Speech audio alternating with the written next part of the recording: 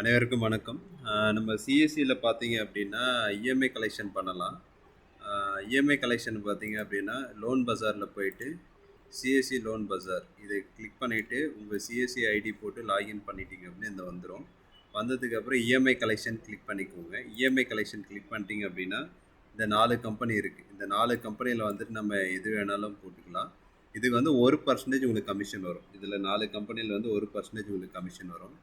நம்மளுக்கு 1% கமிஷன் வரும். சரிங்களா? இதில் வந்து டிவிஎஸ் நம்ம இப்போ பே பண்ணுறேன் எப்படின்னு பார்த்துக்கோங்க.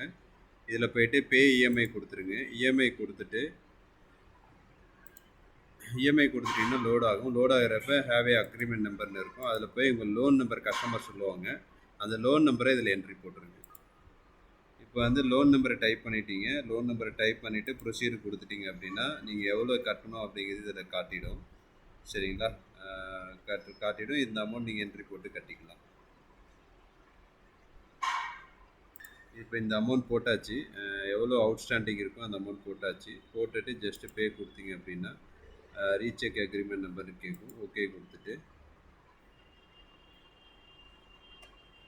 பே கொடுத்துட்டீங்க அப்படின்னா பே ஆகிடும். உங்களுக்கு 1% கமிஷன் உங்களுக்கு வந்து வரும்.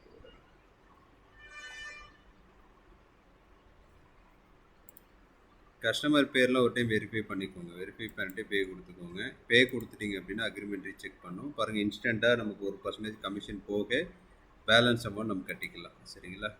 வேலெட்டோட பாஸ்வேர்டு போட்டுருங்க. பாஸ்வேர்டு போட்டு வேலிடேட் பண்ணிட்டீங்க அப்படின்னா வேலெட் பின் கேட்கும். வேலெட்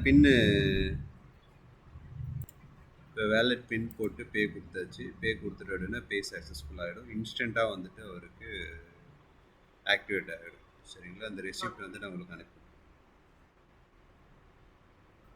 இந்த மாதிரி ரெசிப்ட் வந்துடும். இந்த ரெசிப்ட் எடுத்து நீங்கள் அவர்கிட்ட கொடுத்துருங்க. அவ்வளோதான். சிம்பிளாக இருக்குது. ஈஸியாக பண்ணிக்கலாம். கொஞ்சம் டிரான்சாக்ஷன் இன்க்ரீஸ் பண்ணிக்கலாம். தேங்க்யூ.